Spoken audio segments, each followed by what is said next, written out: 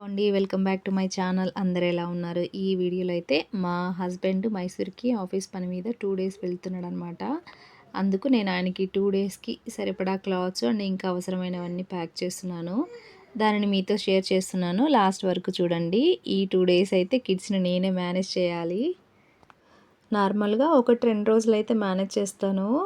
ఆయన వెళ్ళాక more than 2 days అంటే కష్టమే నాకు. ఎందుకంటే పిల్లలు మార్నింగ్ రెడీ చేసి, బ్రేక్‌ఫాస్ట్ చేసి, తినిపించి, వాళ్ళకి లంచ్ ప్యాక్ చేసి, స్కూల్ దగ్గర వదిలేసి రావాలన్నా కష్టము.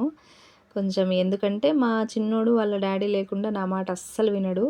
దారంతా ఏడుస్తూనే ఉంటాడు స్కూల్‌కెళ్ళేటప్పుడు. ముందుకి కదలడసలు. 10 నిమిషాలు డిస్టెన్స్ అయినా కూడా నాకు హాఫ్ అన్ అవర్ పడుతుంది వాడి వల్ల. ఇంకా స్కూల్ నుంచి వచ్చాక అడగరు. ఆఫీస్‌కి వెళ్ళాడులే మా నాన్న అనుకుంటారు. కానీ ఆఫ్టర్ 7:00 నుంచి స్టార్ట్ చేస్తారు డ్యాడీ ఎప్పుడొస్తారు అని. నాకైతే సాలైపోతుంది వాడికి చెప్పి చెప్పి. చెప్పినప్పుడు మాత్రం కొంచెం అర్థం చేసుకుంటాడు. అవును మమ్మీ రేపొస్తాడు తొందరగా వచ్చేస్తాడు కదా! అని చెప్తాడు. ఇంకా మళ్ళీ 5 మినిట్స్‌కి స్టార్ట్ చేసేస్తాడనమాట. ఏడుస్తాడు.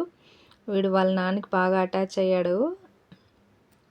ఆయన కంటిన్యూగా ఒక 3 డేస్ లేదు, కనిపించలేదు అంటే మా వాడు చాలా డల్ అయిపోతాడు. ఫుడ్ సరిగ్గా తినడు, ఆడుకోడు. ఫీవర్ వచ్చేస్తుంది వాడికి. వీడియో కాల్ చేసి చూపించినా కూడా నార్మల్ అవ్వడు వాడు. అందుకే ఆయన 2, 3 డేస్ కంటే ఎక్కువ వెళ్ళడనమాట బయటికి వెళ్తే. ఆ 3 డేస్ నాకు కష్టంగా ఉంటుంది. అంటే అది చెప్పలేని మాటలో బట్ ఏదో ఒక వెల్తీగా ఉంటుంది. అయినా కూడా స్ట్రాంగ్‌గా, యాక్టివ్‌గా ఉంటాననమాట. ఫ్యామిలీ తోడుంటే ఏమనిపించదు. బట్ మేమిక్కడ ఒక్కళ్ళమే ఉంటాం కాబట్టి కొంచెం ఇబ్బంది. అంటే మా వాళ్ళంతా అనంతపూర్‌లోనే ఉంటారు. వర్క్ పర్పస్ మీద మేమిక్కడికొచ్చాం. బెంగుళూరులో ఉంటున్నాము. అయినా మేమిక్కడ చుట్టుపక్కల వాళ్ళు బాగా మాట్లాడతారనమాట మమ్మల్ని. అంత బోర్ అనిపించదు. డైలీ పిల్లలు వచ్చి అంటే పక్కింటి వాళ్ళ పిల్లలు వచ్చి ఆడుకుంటారు. మేము కిందికి వెళ్ళినా కూడా బాగా మాట్లాడతారు. ఇంకా మా బిల్డింగ్‌లో ఉన్న వాళ్ళు కూడా చాలా ఫ్రెండ్లీగా మాట్లాడతారనమాట. ఏదేమైనా ఎంతమంది ఉన్నా హస్బెండ్ బయటికి వెళ్తే మాత్రం ఎప్పుడొస్తారా? ఎప్పుడైపోతాయి డేస్ అని అనుకుంటూనే ఉంటాం కదా మనసులో. మీరు కూడా ఇంతేనా? మీరు కూడా నాలాగా అనుకుంటారా? అలా అయితే మీ అభిప్రాయాన్ని కమెంట్‌లో షేర్ చేయండి. కొత్తగా చూసేవాళ్ళు ఛానల్‌ని సబ్స్క్రైబ్ చేసుకోండి. అలాగే ఈ వీడియో నచ్చినట్లయితే లైక్ చేయండి, షేర్ చేయండి. ఇక్కడైతే నేను ఈ సూట్ కేస్‌లోనే ప్యాక్ చేస్తున్నాననమాట. 2 డేస్‌కి అంటే రేపు ఒక పెయిర్ యేసుకుంటారు. నెక్స్ట్ డేకి ఎల్లుండికి ప్యాక్ చేస్తున్నాను. ఒక నైట్ డ్రెస్ అలాగే ఒక పెయిర్ పెట్టాను ఫార్మల్. తర్వాత ఒకటి హ్యాండ్ కర్చీఫు, ఒక టవల్ అక్కడ ఉంటాయి హోటల్‌లో. తను స్టే చేసే హోటల్‌లో ఉంటాయి. బట్ ఇవేందో నేను పెడతాననమాట. ఒక హ్యాండ్ కర్చీఫ్ పెట్టాను. ఇంకా ఇన్నర్స్, సాక్స్, బనీన్ అంతా ఈ కవర్‌లో పెట్టేశాను.